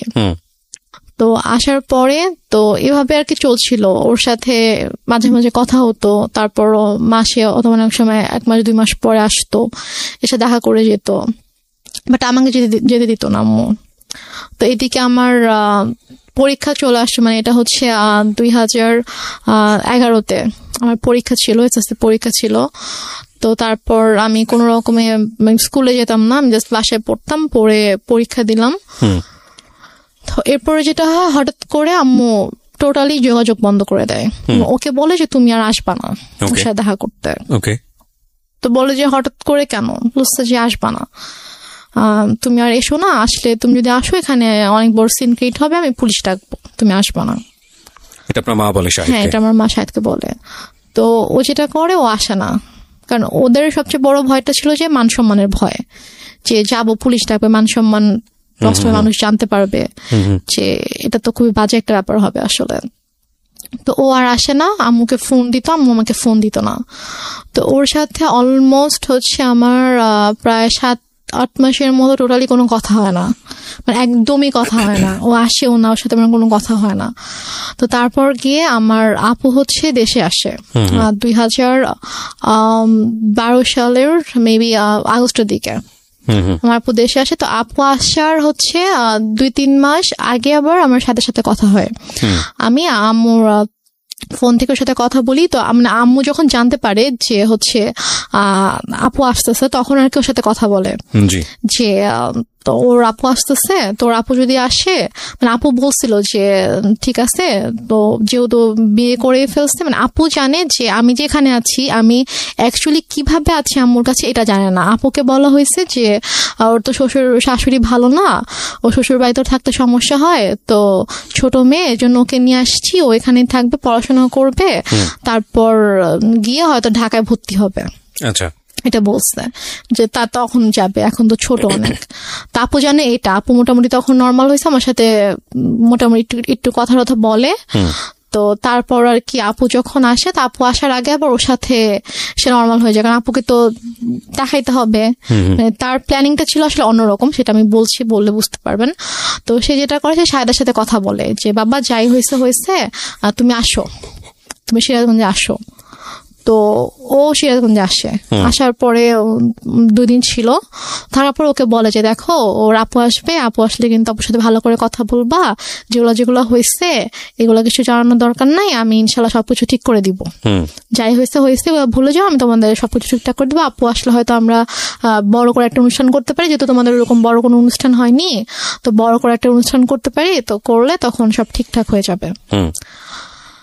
তো এটা বলে, তো বলার পরে আপু যখন আগস্টে আসে, আপু মানে যেদিন আপু ঢাকায় আসে, আসার পরে হচ্ছে আপু শ্বশুরবাড়ি ঢাকাতে, তো 2 দিন পরে আপু যখন আমাদের সিরাজগঞ্জে যখন আসবে, তো ওই দিন হচ্ছে শাহেদেরও আসার কথা। তো শাহেদ বলছে যে আম্মুকে ফোন দিয়ে বলছে যে আম্মু আমার একটা কাজ পড়ে গেছে, মানে ওদের হচ্ছে একটা প্রিন্টিং প্রেস ছিল, তো ওই প্রেসে হচ্ছে যে ওদের একটা অর্ডার ছিল, অনেক বড় একটা অর্ডার ছিল, তো ওটা হচ্ছে কমপ্লিট হয়নি। এখন ও যদি ওখান থেকে চলে আসে তাহলে দেখা যাবে যে ওই কাজটা হবে না, তো অনেক বড় লস হয়ে যাবে। তো বলছে যে আম্মু আমার তো কাজ শেষ হইতে তো সন্ধ্যা হয়ে যাবে, তো ওর চেয়ে ভোরবেলা রওনা দেওয়ার কথা, তো আমি রাতে আসি, সন্ধ্যাবেলা কাজটা শেষ করে আমি হয়তো 8-9টার দিকে রওনা দিলাম, দিয়ে আমি রাতের মধ্যে চলে আসবো। আপুদেরকে একটু বললেন আমি চলে আসবো, সমস্যা নেই, কিছু মনে করতে মানা করেন। আমি বলে যে এখন আসবা, বলছে যে আমি আসলে তো এখানে কাজ দেখতে পারবে না, সমস্যা হয়ে যাবে। বলেছে এখন আসতে হবে, আমি জানি না, আমার বড় মেয়ে 12টার মধ্যে চলে আসবে, মানে এটা সকাল 10টার দিকের কথা আর কি, তুমি এখন রওনা দাও, তুমি চলে আসো, তোমার তো 3-4 ঘন্টার বেশি লাগবে না, তুমি চলে আসো, সমস্যা নেই। ও বলছে যে আম্মু আমার পক্ষে এখন আসা সম্ভব না, আমি আসলে আমার কাছে দেখার কেউ নাই। তো এটা নিয়ে অনেক তর্কাতর্কি হয়। তো হওয়ার পরে লাস্টে গিয়ে আম্মু ওকে বলে যে তোকে আমি এখন বলছি তুই এখন আসবি, রেগে যায় আর কি, রেগে যায়। আম্মু রেগে ওকে তুই তো করি শুরু করে, বলে যে তোকে আমি বলছি তুই এখন আসতে হবে। এবং ওর এটা নিয়ে খুব মানে হয়, ওর ইগোতে লাগে যে তোমার শাশুড়িকে আমাকে তুই করে কথা বলবে। তো বলেছে আম্মু আমি যাবো না, বলছে তুই যদি এখন না আসিস, এখন যদি রওনা না দিস, তুই যদি এখন না আসিস তাহলে তুই জীবনও এখানে আসবি না, তুই ভুলে যা আমার মেয়েকে, জীবনে আসতে পারবি না, আমি তোদের রিলেশন জীবনও ঠিক করবো না, তুই জীবনে আসতে পারবি না। তো বলছে যে আম্মু মানে এটা তো বুঝতে হবে, আমার সমস্যাটা যদি আপনি না বুঝেন তাহলে তো আমার কিছু করার নেই। তো তারপরও মানে ও চেষ্টা করে বুঝাইতে, বাট আম্মু বলেছে না এনিহাও আসতে হবে। তো বলেছে আমার পক্ষে সম্ভব না আসা। তো যাই হোক ও ফোনটা রেখে দেয়। তো আপুরা চলে আসে। তো আপুরা আসার পরে আপুদেরকে যেটা বলে সেটা হচ্ছে যে ও বলছে যে আপনার মেয়ে আসছে, তো আমি কি করব, আমার কেন যাইতে হবে, আমি যাইতে পারবো না আপনার মেয়ের সাথে দেখা করতে। আপনার বড় মেয়েকে বললেন তার যদি আমার সাথে দেখা করতে হয় সেজন্য আমার বাসায় এসে আমার সঙ্গে দেখা করে, বাট এটা কিন্তু ও বলেইনি।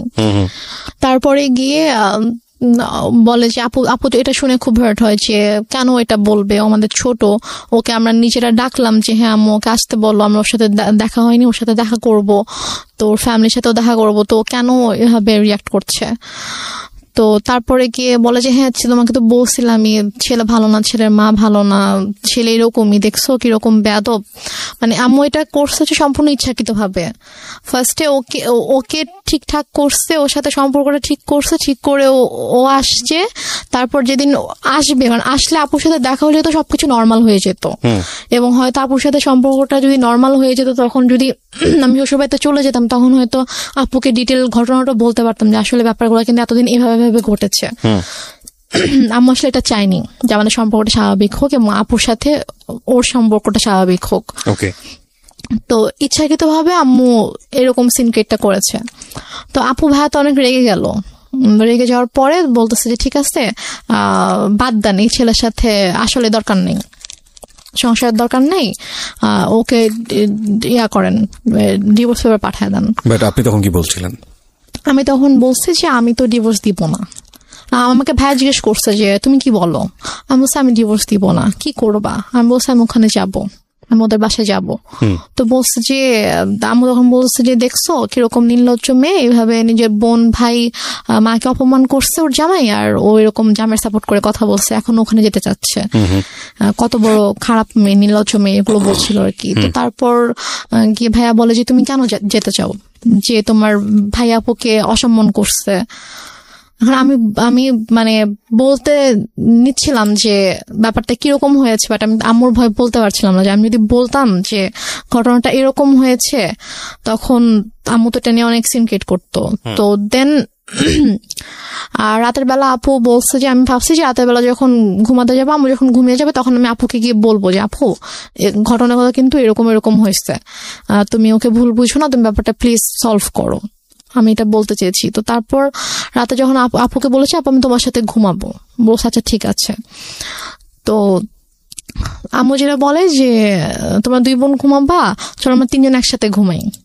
আম্মু হয়তো বুঝতে পেরেছে যে আমি যদি আপুকে কিছু বলে দেই, তারপর বলে যে আমি তোমাদের সাথে ঘুমাবো। পরে আমি বলছি যে না, আমি আর আপু ঘুমাবো রুমে, আর খাটে তো 3 জনের জায়গা হবে না। আপুর তখন বেবি ছিল 2টা। তো আপুর যে বড় বেবিটা ওর বয়স ছিল 2.5 বছর, তো ওর বাবার সাথে ঘুমাবে আর কি। তো আমি বলছি যে আমি আর পিচি বাবুটা আর আপু ঘুমাবো, তো বেডে তো জায়গা হবে না। সমস্যা না, আমি ফ্লোরে ঘুমাচ্ছি, তোমরা 2 জনই শুধু গল্প করবা, মাকে নিবা না গল্পে, সেরকম বলতেছে। তারপরে এখন ওখানে তো আর মানা করার কিছু নাই, সেভাবে বলছে। আপু বলছে ঠিক আছে আসো, সমস্যা নেই, আসো ফ্লোরে ঘুমাও।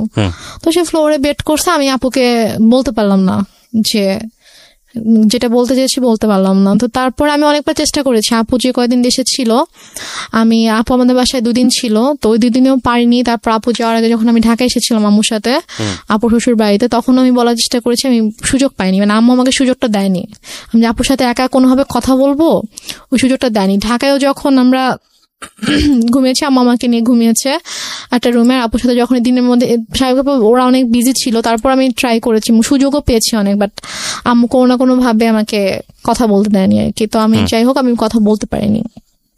তো আপু চলে গেল। আপু চলে যাওয়ার পরে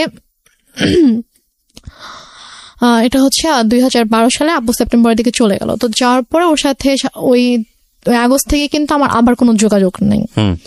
তো হঠাৎ করে 2013 সালের এপ্রিলে হঠাৎ করে আমার কাছে ফোন আসে যে আমার শ্বশুর অনেক অসুস্থ, উনি হসপিটালে ভর্তি, এবং ডক্টর বলেছে যে হয়তো 2-1 দিনের মধ্যে, মানে আইসিইউতে ছিল, যে 2-1 দিনের মধ্যে হয়তো সে আর ইয়া করবে না। তো উনি নাকি যখন মানে অসুস্থ হয়ে যায় আইসিইউতে যাওয়ার আগে নাকি উনি বলেছে যে মানে আমাকে দেখতে চায়, উনি আমার কথা বলেছে যে ওকে একবার দেখতে চাই, ওকে একটু নিয়ে আসো। তো এই জন্য ওরা আবার ওদের বাবাকে প্রচন্ড ভালোবাসতো আর কি। তো ওরা সবাই আম্মুকে ফোন দিয়ে মানে এটাও বলছে আন্টি আপনার পায়ে ধরি প্লিজ আপনি ওকে পাঠান, ওকে আব্বু দেখতে চাইছে।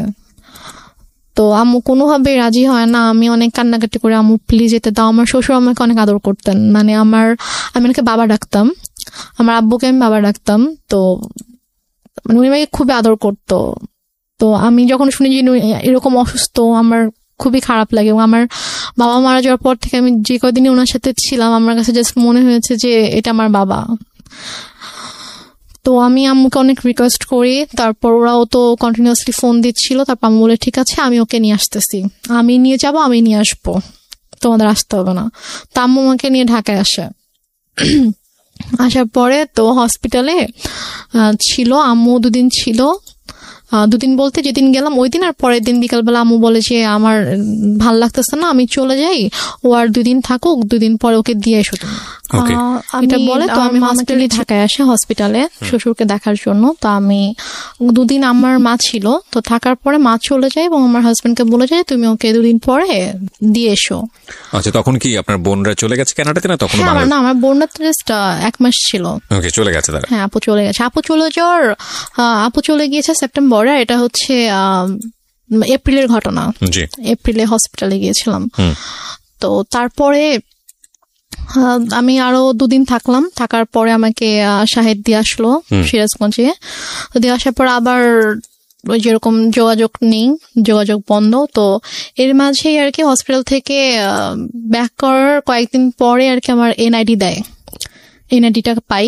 তো পাওয়ার পরে আম্মু আর কি একজন লয়ারের সঙ্গে কনসাল্ট করে দেন আমার ডিভোর্সের পেপার রেডি করে আর কি। এটা কি আপনি জানতেন? এটা আমি জানতাম না। মানে আমি জেনেছি যখন আমার কাছে পেপারসটা নিয়ে এসেছে, তখন আমি জেনেছি যে আমার মানে সব রেডি করে দেন আমার পেপারস নিয়ে আসছে যে তুমি এখানে সাইন করে দাও। তো আমি বলছি কিসের পেপারস? তো বলেছে যে এটা ডিভোর্স পেপার। তো আমি বলেছি যে আমি সাইন করবো না, তোমাকে সাইন করতে হবে। আমি বলছি না আমি করবো না সাইন। তো তারপর আম্মু আমাকে ফোর্স করে, আম্মুর সাথে একটু তর্কাতর্কি হয়। আম্মু